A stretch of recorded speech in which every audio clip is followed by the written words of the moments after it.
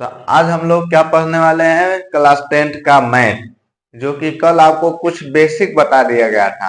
अब हम उसी बेसिक के क्रम में आगे बढ़ते हैं और आज का मेरा टॉपिक क्या होगा, यूक्लिड विभाजन प्रमेयिका, यानी यूक्लिड डिवीजन लेम्मा इसको कहते हैं इंग्लिश में। तो ये होता क्या है, इसको हम समझने के लिए सबसे पहले हम थोड़ा लोअर क्लासेस में आते हैं। उसमें हम डिवीजन करते थे। क्या करते थे? डिवीजन, यानी भाग देते थे। जैसे मान लेते हैं कोई हम भाग दे रहे हैं, तो इसमें यहाँ पर जो नंबर होता है उसको हम क्या बोलते थे? भाजक। क्या बोलते थे? भाजक। और जिसमें भाग दिया जाता था उसको हम क्या बोलते थे? भाज्य। और जो भाग देने के बाद यहाँ पर जो नंबर आता था उसको हम क्या बोलते थे? भागफल। क्या बोलते थे? भागफल। और लास्ट में जो नीचे बच जाता था उसी को हम क्या बोलते थे? शेषफल। आपका ये सब तो मालूम है ना। तो अब इसी से हम क्या करेंगे, यही आपका क्या है, यूक्लिड विभाजन प्रमेयिका है। और इसको कैसे अरेंज किया गया है ये हम देखते हैं कि यूक्लिड विभाजन प्रमेयिका दो धनात्मक पूर्णांक आपको बताया गया था, जो प्लस होता है, माइनस होता है और जीरो होता है ना। तो ये होता है आपका पूर्णांक। लेकिन यहाँ पर आपको क्या, कौन सा पूर्णांक लेना? केवल धनात्मक, यानी जिसके आगे केवल प्लस का सिंबल हो वही हमको लेना है। यानी ये धनात्मक पूर्णांक हमको क्या क्या लेना है? ए और बी लेना है। यानी ए हमारा क्या है और बी हमारा क्या है? ये कोई दो धनात्मक पूर्णांक है। ए और बी धनात्मक पूर्णांक दिए रहने पर ऐसी अद्वितीय पूर्ण संख्याएं क्या होती हैं? कल बताया गया था आपको। तो जो पूर्ण संख्याएं होती हैं, जीरो से लेकर अनंत तक की सभी संख्याओं को क्या कहते हैं? पूर्ण संख्या कहते हैं। यदि हम प्राकृतिक संख्या में जीरो को शामिल कर दें, यानी नेचुरल नंबर में जीरो को इंक्लूड कर दें, तो वो जो संख्याएं होती हैं उसको हम क्या कहते हैं? पूर्ण संख्या, यानी होल नंबर कहते हैं। तो दो पूर्ण संख्याएं यहाँ पर मिल जाएगा आपको, Q और R। ये इस प्रकार विद्यमान होगा, यानी यहाँ पर उपस्थित होगा। तो ये हो जाएगा आपका A बराबर बी क्यू प्लस का R। ये क्या हो जाएगा? A बराबर बी क्यू प्लस का R। ये है क्या, ये अभी हम समझेंगे। और जहां पर R का कंडीशन होता है, ये हमेशा जीरो के बराबर होगा या जीरो से ज्यादा होगा R का वैल्यू, और लेकिन हमेशा B से क्या होगा? कम होगा। ये दोनों कंडीशन को, या इस जो भी हमारा ये कह सकते हैं इक्वेशन, इसको समझना बहुत जरूरी है। और ये कुछ समझने वाली वैसे ज्यादा चीज नहीं है। हम यदि इसको समझे हैं तो ये हमको बहुत आसानी से समझ में आ जाएगा। अब हम मान लेते हैं कि जो A है वो हमारा क्या है? भाज्य है। क्या है? भाज्य। जो B है वो हमारा क्या है? भाजक है। और जो Q है वो हमारा क्या है? भागफल है। और जो R है वो हमारा क्या है? शेषफल है। ये हम समझ सकते हैं। यदि हम जानते हैं जब भाग चेक करना रहता है, डिवीजन चेक करना रहता है कि हमारा सही है कि नहीं, तो हम क्या करते थे? इसका इस वाले में मल्टीप्लाई कर देते थे। क्या करते थे? मल्टीप्लाई, गुणा करते थे। और लास्ट में हम इस वाले को शेषफल को क्या कर देते थे? जोड़ देते थे। तो हमें जो आता है वही हमारा अंदर वाला वैल्यू आता था ना। यानी B का गुणा हम किस में करेंगे? Q में। B का गुणा हम किस में करेंगे? Q में। और इसमें क्या जोड़ेंगे? R। तो ये हमारा क्या जाएगा? BQ plus R। और ये हमेशा किसके बराबर हो जाता था? भाज्य के। तो हम ये हो जाएगा हमारा A। तो यही तो हमारा इक्वेशन था यहाँ पे, A बराबर BQ प्लस R। यदि हम ये जानते हैं कि जो भाज्य में होता है, भाज्य बराबर होता है भाजक पूरे भागफल प्लस शेषफल, उसी को बस क्या किया गया है? अल्फाबेट के द्वारा डिनोट किया गया है। आया समझ में? तो यही हमारा क्या है? यूक्लिड विभाजन प्रमेयिका है। क्या है? यूक्लिड विभाजन प्रमेयिका। तो यहाँ पर फिर एक बार देखते हैं इसका डिफिनेशन क्या है, कि जो यूक्लिड विभाजन प्रमेयिका है, दो धनात्मक पूर्णांक यहाँ पर दिया है। कौन कौन? A प्लस का, A और B दो धनात्मक पूर्णांक है। और यहाँ ये दोनों दिए रहने पर आपको एक ऐसा अद्वितीय का मतलब है कि इसके अलावा कोई, मतलब ये क्या है? बहुत अद्वितीय है, बहुत अलग है सबसे। ठीक है ना। ऐसी अद्वितीय पूर्ण संख्या Q और R विद्यमान है कि A बराबर BQ प्लस R। जैसे कि जब हम कोई नंबर यहाँ पर लेते हैं, जैसे मान लेते हैं यहाँ पर क्या है? 10 है। ठीक है ना। 10 से डिवाइड करना किसको? 3 से डिवाइड करना है। क्या करना, 3 से डिवाइड करना है। तो ये हम यहाँ पर इरेज कर देते हैं। तो यहाँ पर दो धनात्मक पूर्णांक है, ये दोनों पॉजिटिव का नंबर है, ये हमारा हो जाएगा ए और ये हो जाएगा आपका बी। आया समझ में? तो हम क्या करते हैं, 3 से 10 को हम क्या करते थे, डिवाइड करते हैं, यानी हम इसमें 3 से इसको भाग दें तो ये हो जाएगा 3 3 जा 9, 3 3 के 9, एक हमारा शेषफल बचेगा। तो अब हमको ये 10 निकालना है, यानी 10 आएगा यदि हमारा ये भाग सही है तो इसको चेक करने के लिए हम क्या करते थे, ये भाज्य का गुणा इसमें कर देते थे, और जितना आएगा उसका इसको हम क्या कर देते थे, प्लस 3 3 जा 9 और 9 और 1 10। बताओ बीच वाला आ गया कि नहीं? तो यही एकदम सिस्टम यहाँ पर है। तो ए और बी हमको दिए रहने पर, यानी ये हमको क्या है, दिया रहेगा, तो इसके बाद हम दो और अद्वितीय पूर्ण संख्या प्राप्त कर सकते हैं, ये क्यू प्राप्त कर सकते हैं और आर प्राप्त कर सकते हैं। और ये इस प्रकार होगा कि ए बराबर बी क्यू प्लस आर, यानी इसको हम जब सिद्ध करते हैं तो ये भाज्य होता है, ये क्या होता है, भाजक गुणे भागफल प्लस शेषफल आता है कि नहीं? तो यही चीज हमको क्या करना है, यहाँ पर डिफाइन करना था। तो हम यहाँ पर बता सकते हैं कि जो ए होगा वो आपका क्या है, ये हमारा भाज्य है। क्या है? भाज्य। और बी क्या है, भाजक है। क्या है? भाजक। उसके बाद क्यू क्या है, भागफल है। आर क्या है आपका, शेषफल है। ठीक है, ये हमारा आर क्या है, शेषफल है। इतना समझ में आया? फिर हम इसको आगे टर्म में हम समझते हैं कि जो हमारा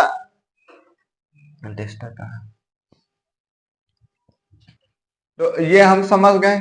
तो अब यहाँ पर ये ए बराबर बी क्यू प्लस आर का मीनिंग आपको समझ में आ गया, इसका क्या मतलब है, ये क्या क्या है ये समझ में आ गया, ये कैसे बना ये भी समझ में आ गया। तो अब हम क्या करेंगे, इसको थोड़ा हम स्टेटमेंट में लिखते हैं कि हम जानते हैं भाज्य बराबर भाजक गुणे भागफल प्लस का शेषफल, यही तो होता है। अब यहाँ पर हम भाज्य किसको माने, ए को, तो ए हो जाएगा, भाजक किसको माना गया है, बी को, गुणा किसमें करना है, भागफल में, यानी भागफल हमारा क्या है, क्यू है, और उसका प्लस करना है, शेषफल कितना है, आर। तो यही तो हमारा इक्वेशन था। अब इसमें कोई डाउट है किसी को?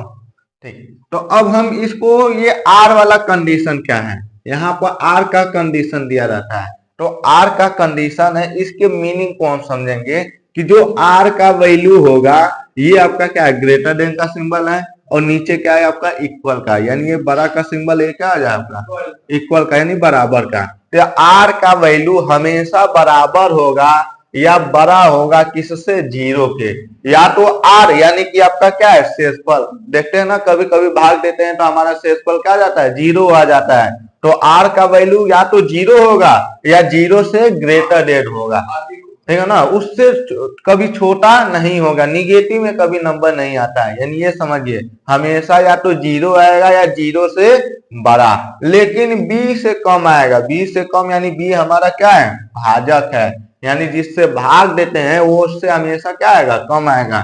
जैसे मान लेते हैं यहाँ पर 19 है, हम इसको किससे डिवाइड कर रहे हैं, मान लेते हैं 19 है, यहाँ 39 है, हम इसको डिवाइड कर रहे हैं किससे, 2 से, तो 2 1 जा 2 होगा, 1 बचेगा, और ये 19 उतारेंगे, तो ये मान लीजिए आर हमारा क्या है, ये तो हमारा बी है, इससे ज्यादा तो फिर हम डिवाइड नहीं कर सकते हैं। तो जब हमारा 2 9 जा 18 हुआ, तो यदि यहाँ पर 2 से ज्यादा कोई नंबर आता तो हम फिर भाग दे देते कि नहीं। इसीलिए ये जो रिमाइंडर होगा इस वाले से हमेशा क्या होगा, लेस देन होगा, यानी छोटा होगा। क्या होगा, छोटा होगा। आया समझ में? यानी आर का वैल्यू हमेशा बी से हमेशा क्या होता है, छोटा होता है, यानी लेस देन होता है। इसीलिए हम कहते हैं कि आर का वैल्यू लेस देन होगा, छोटा होगा किससे, बी से, और यहाँ पर बी क्या है आपका, भाजक है। आया समझ में? और लेकिन या तो यहाँ पर शेषफल हो सकता है, यहाँ पर 8 हम लिख दें तो ये हमारा 8 यहाँ पर उतरेगा और 8 8 कट जाएगा आपका 0। हो जाएगा कि नहीं? तो जीरो यानी कुछ नहीं, यानी जीरो से आपका क्या होगा, या तो जीरो के बराबर हो जाएगा आर, यानी यही ना रिमाइंडर है, तो ये जो रिमाइंडर होगा आपका जीरो होगा, या तो जीरो हो जाएगा या जीरो से ज्यादा, लेकिन बी से आपका छोटा, यानी भाजक से आपका छोटा होगा। आया समझ में? अब हम इसका जो यूज कहाँ करते हैं, अब इस चीज का जो यूज करेंगे, यानी हम यूक्लिड विभाजन प्रमेयिका को HCF निकालने में, क्या निकालने में, HCF ज्ञात करने में हम यूज करते हैं।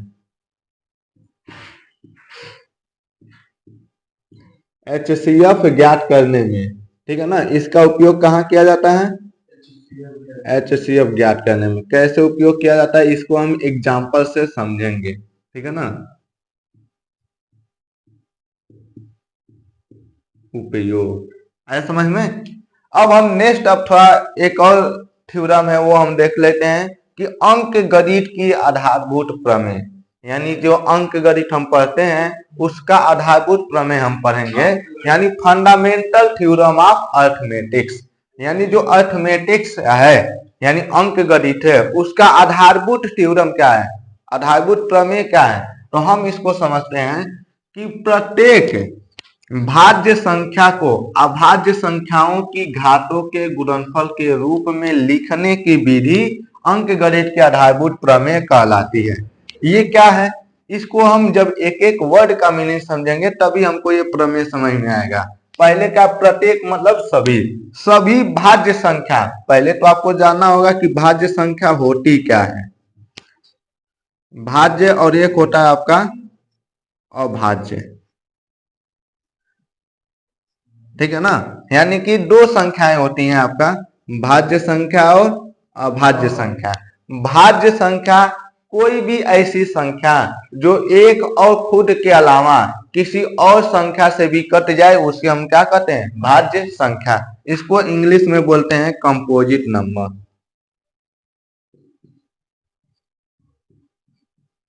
कंपोजिट नंबर, ठीक है। यानी कि कोई भी ऐसी संख्या जिसको हम भाग दें और वो एक और खुद के अलावा किसी और संख्या से भी भाग चला गया तो हम उस संख्याओं को क्या बोलते हैं, भाज्य संख्या। जैसे मान लेते हैं यहाँ पर 4, ये 1 से तो डिवाइड हो ही जाएगा और 4 से भी डिवाइड हो जाएगा, लेकिन इन दोनों के अलावा किसी और से भी डिवाइड हो जाता है तो इसको हम क्या बोलेंगे, भाज्य संख्या। आया समझ में? और जैसे कि यहाँ पर 5 ले लेते हैं तो 5 केवल 1 से डिवाइड होगा और केवल 5 से, क्या किसी और संख्या से इसमें पूरा भाग जाएगा? यदि भाग नहीं जाएगा तो इसको हम क्या बोलेंगे, अभाज्य संख्या, यानी प्राइम नंबर। क्या बोलते हैं, प्राइम नंबर। आया समझ में? ये दोनों का कंसेप्ट है। जैसे मान लेते हैं यहाँ पर 16, तो ये आपका 1 से भी डिवाइड हो जाएगा और 16 से भी, इसके अलावा 2 से, इसके अलावा 4 से, इसके अलावा 8 से, हो जाएगा कि नहीं?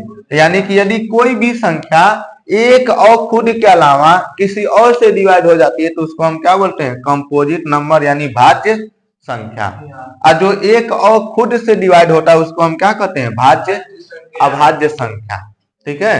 तो अब हम समझेंगे, अब ये थ्योरम हमको समझ में आएगा कि प्रत्येक भाज्य संख्या को, यानी जितने भाज्य संख्या होती है, यानी जिसको हम बांट सकते हैं, यानी जिसको और संख्याओं से भाग दे सकते हैं, भाज्य संख्या को अभाज्य संख्या, उसको हम तोड़कर ब्रेक डाउन करके अभाज्य संख्या के गुणनफल के घातों के रूप में लिख दें, यानी यदि उनके कोई घात है तो उसके रूप में लिख दें, तो वो जो आपको लिखने की विधि होती है उसको हम क्या कहते हैं, अंक गणित की आधारभूत प्रमेय। अब इसको हम समझते हैं, जैसे इसको समझने के लिए कि ये जो हमारा प्रमेय है इसको समझने के लिए हम कौन सा नंबर ले लेते हैं, एक 192, यानी 192। अब ये हमारा क्या है, भाज्य संख्या। ये पहले हम डिसाइड करेंगे कि क्या 192 भाज्य संख्या है कि नहीं, तो यानी 1 से भी डिवाइड होगा, 192 से तो डिवाइड होगा, यदि ये 2 से डिवाइड हो जाएगा, होगा कि नहीं, क्योंकि लास्ट में 2 है, यानी 2 है तो यानी हमारा 2 से डिवाइड हो जाएगा। यदि देखा जाए 3 से डिवाइड होगा कि नहीं, तो इन दोनों को हम ऐड करेंगे, क्या है 3 से भी डिवाइड होगा, क्योंकि हाँ 2 और 1 3, और 3 और 9 कितना होता है, 12, 3 4 जा 12, यानी कि ये भी 3 से डिवाइड हो जाएगा। यानी 1 से भी हो जाएगा, 2 से, 3 से और 192 से और भी हो जाएगा। यानी बस हमको ये बस एक बार समझ लेना कि ये भाज्य संख्या है कि नहीं। अब भाज्य संख्या हो गई तो इसको अभाज्य संख्या में लिखना है। किसमें लिखना है? अभाज्य संख्या में। तो अब हम जैसे एलसीएम निकालते हैं ना लॉस ऑफ, वैसे इसको हम अभाज्य गुणनखंड करेंगे। सबसे पहले किससे काटेंगे? 2 से काटेंगे, ठीक है ना। तो 2 से काटेंगे तो ये कितने बार में जाएगा? 2 9 जा 18, 1 कैरी हुआ और 2 6 जा 12, ये हो जाएगा आपका 196। उसका फिर 2 से काटेंगे, 2 4 जा 8, 2 8 जा 16, हो गया। अब यहाँ पर 2 से काटेंगे, 2 2 जा 4, 2 4 जा 8, फिर 2 से काटेंगे तो कितना आएगा? 12, फिर 2 से काटेंगे तो 6, फिर 2 से काटेंगे तो 3, ये हो गया। अब हम 196 को 192 को हम लिख सकते हैं इसके रूप में गुणनफल के 2 into 2 into 2 into 2 into 2 into 3, ठीक है ना। यानी ये भी 3 से कट जाएगा ना लास्ट में। तो आपको कितने बार 2 है? 1 2 3 4 5 6,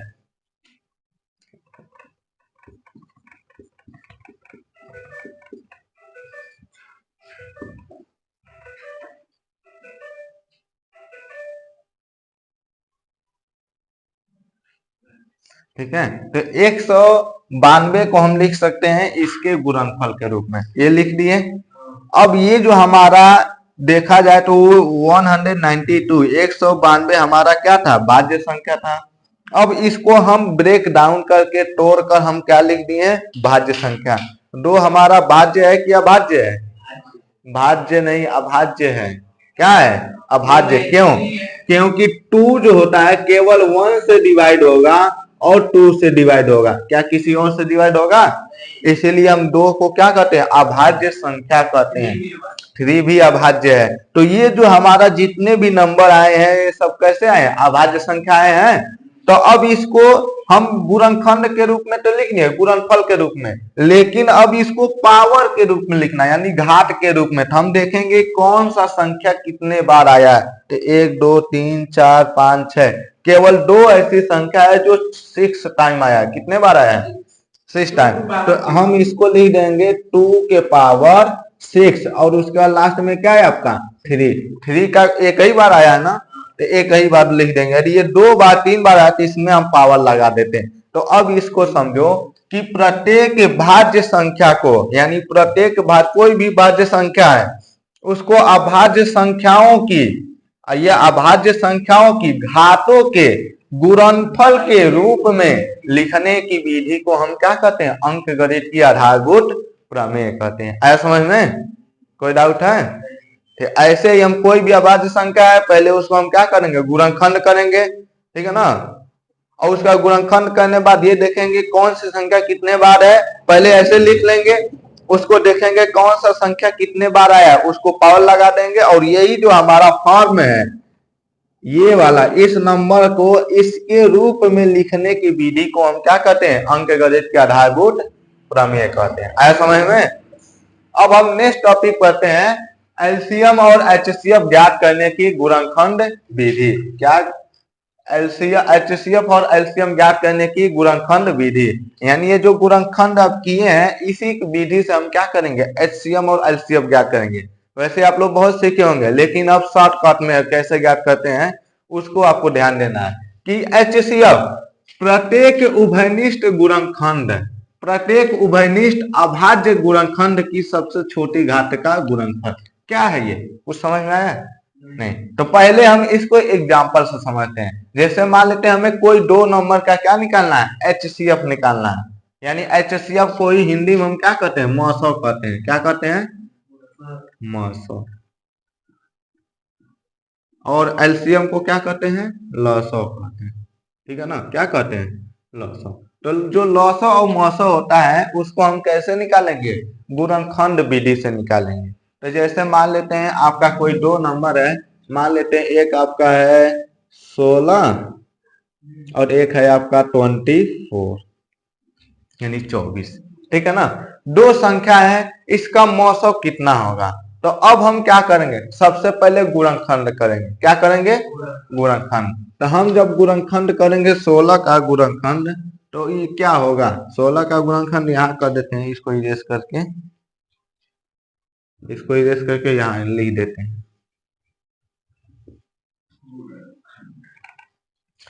जैसे मान लेते हैं 16 है, 16 है, इसको जब गुणनखंड करेंगे तो क्या होगा, 8 होगा, 4 होगा, 2 होगा, 1 होगा।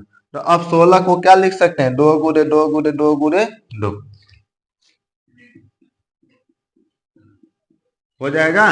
अब ऐसे ही 24 का गुणनखंड करेंगे, यानी 24 का, 12 6 3 3, 2 गुणे 2 गुणे 2 गुणे 3, ये आया समझ में। अब ये हमारा क्या था, अभाज्य भाज्य गुणनखंड था, और भाज्य संख्या था, उसको अभाज्य गुणनखंड के रूप में लिख दिए। अब हम आधारभूत प्रमेय के अकॉर्डिंग लिखे, तो ये हमारा दो सेम संख्या कितने बार है, 4 टाइम है, और इसमें 2 कितने बार है, 3, और 3 कितना है, 1।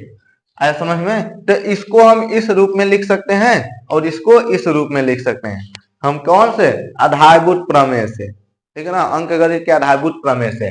अब ये समझ में आएगा, प्रत्येक उभयनिष्ठ, उभयनिष्ठ मतलब होता क्या है, कॉमन चीज। क्या होता है, कॉमन। जैसे हम कहते हैं ना कि इसमें क्या क्या दोनों चीज मिल रहा है, कॉमन उसको कहते हैं। यानी कि प्रत्येक उभयनिष्ठ अभाज्य गुणनखंड, इन दोनों में कौन सा ऐसा संख्या है जो कॉमन है, यानी आपको केवल 2 कॉमन है। उभयनिष्ठ यानी उभयनिष्ठ गुणनखंड क्या है आपका, केवल 2। उभयनिष्ठ गुणनखंड यानी यहाँ पर आपको केवल कितना है, 2, यही है ना। तो हम यहाँ पर मतलब इसके लिए हम लिख रहे हैं, ठीक है, यानी मौसम निकालने के लिए। तो सबसे उभयनिष्ठ गुणनखंड की सबसे छोटी घात का, यदि केवल 2 कॉमन है तो केवल 2 लिखेंगे। इसमें यहाँ पर कितना पावर है, 4, यहाँ पर कितना पावर है, 3। तो सबसे छोटा घात इसमें कौन होगा, 3 होगा ना, छोटी घात का गुणनफल, यानी यहाँ पर पावर कितना है, 3। तो यही हमारा क्या हो जाएगा, आंसर हो जाएगा, यानी 2 के पावर 3। 2 के पावर कितना होगा, 3, यानी 2 के पावर 3 का मतलब क्या है कि 2 इंटू 2 इंटू 2, 2 2 जा 4, 4 2 जा 8, कितना होगा, 8। आया समझ में। यानी 8 हमारा क्या है, इस दिए गए दोनों नंबर का HCF है। क्या है, HCF। डाउट है इसमें, देखिए सबसे पहले हम ये करेंगे कि जिस नंबर का आपको HCF निकालना है उसका हम क्या करेंगे, अभाज्य गुणनखंड करेंगे। ठीक है, अभाज्य गुणनखंड कर लिए। अब इसमें देखेंगे कौन सा संख्या कॉमन है, कौन कौन कॉमन है, केवल यही हमारा मेन है ना। इसमें केवल 2 कॉमन है, इसमें जो सबसे कम पावर वाला होगा कॉमन वाले में, यानी जो दोनों में उसमें सबसे कम पावर का है वही उसका क्या हो जाएगा, HCF हो जाएगा। ठीक है, अब हम एलसीएम देखते हैं। प्रत्येक अभाज्य गुणनखंड की सबसे बड़ी घात का गुणनफल जो एलसीएम होता है, जैसे मान लेते हैं इन्हीं दोनों नंबर का हमको क्या निकालना है, एलसीएम निकालना है। क्या निकालना है, एलसीएम, या कोई और नंबर हम चेंज कर लेते हैं। मान लेते हैं एक हमारा क्या है 16 है, और एक हमारा क्या है आपका, मान लेते हैं आपका 20 है, चलिए 20 ले लेते हैं। ठीक, 2 नंबर हम ले लिए। अब हमको क्या करना है, इसको भी ऐसे अभाज्य गुणनखंड करना है। क्या करना है, अभाज्य गुणनखंड। तो ये तो हमारा सेम हो जाएगा, 2 इंटू 2 इंटू 2 इंटू 2, इसका क्या हो जाएगा 20 का 10 5 5, यही होगा ना, यानी 2 इंटू 2 इंटू 5। ऐसा समझ में। अब हम क्या करेंगे, आधारभूत के अकॉर्डिंग हम लिखेंगे। तो इसको हम लिख सकते हैं 2 के पावर 4, इसको लिख सकते हैं 2 के पावर 2 इंटू 5। इतना समझ में आ गया। अब हम क्या करेंगे, एलसीएम निकालने के लिए हम क्या देखते हैं, प्रत्येक अभाज्य गुणनखंड अब यहाँ पर क्या था, उभयनिष्ठ था, लेकिन यहाँ पर क्या है, प्रत्येक, यानी जितने अभाज्य गुणनखंड है इन दोनों में कौन कौन नंबर है, केवल 2 और 5 है, मतलब ये भी 2 है लेकिन 2 ही ना है, बस ये देखेंगे कितने अलग अलग डिफरेंट डिफरेंट नंबर है। तो यहाँ पर आपको केवल 2 नंबर है, 2 और 5, ये है ना। अब हम क्या कहें, प्रत्येक अभाज्य गुणनखंड की सबसे बड़ी घात का गुणनफल, इन दोनों में 2 में कौन सबसे बड़ी घात है, 4, तो यहाँ पर 4। अब ये दोनों में से केवल हम 4 लेंगे, अब यहाँ मल्टीप्लाई करेंगे, 5 तो एक ही है, यदि इसमें भी अलग अलग टाइप के होते हैं पावर, तो सबसे जो बड़ा घात होगा, बड़ा पावर होगा, उसी को लिखेंगे। तो यानी ये इसका 1 है तो 1 ही, यानी कोई पावर नहीं, यानी समझना है 1 है। तो अब हम इसको गुणनफल कर देंगे, 2 के पावर 4 का वैल्यू 16, यानी 2 2 जा 4, 4 2 जा 8, 8 2 जा 16 और मल्टीप्लाई बाई 5, यानी ये हो जाएगा 6 5 जा 80। ये इसका क्या हो जाएगा, इन दोनों नंबर का एलसीएम हो जाएगा। क्या हो जाएगा, एलसीएम। आया समझ में, इस मेथड से आपको निकालने आना चाहिए, ठीक है। तो ये है आपका बेसिक कुछ। अब इससे रिलेटेड और आपका डाउट हम क्लियर करेंगे एग्जाम्पल के साथ। तो नेक्स्ट वीडियो आएगी, उसमें हम क्या करेंगे, जितने भी आपको दिए गए हैं लगभग इससे रिलेटेड हम क्वेश्चन देखेंगे।